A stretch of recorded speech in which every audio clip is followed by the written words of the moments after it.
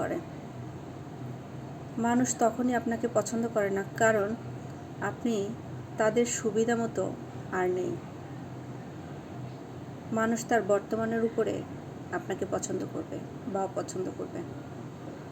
দেখবেন আপনার best friend কখনো না কখনো আপনাকে অপছন্দ করেছে, কিন্তু তারা আপনার বেস্ট ফ্রেন্ড।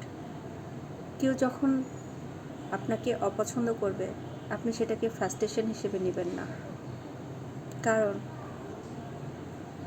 আপনাকে কেউ পছন্দ না করলে সেটা আসলে সে আপনাকে তার মতো করে ইউজ করতে পারছে না।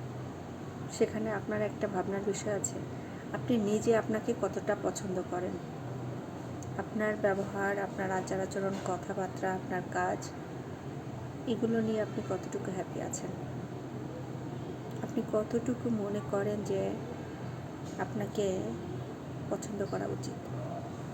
ঠিক এই জায়গা থেকে যদি আপনি নিজেকে কনফিডেন্টলি তৈরি করতে পারেন তাহলে আপনি বুঝবেন যে আমাদের পছন্দ একান্তই আমার। কে পছন্দ করলো বা করলো না সেটা একান্তই তার বিষয়।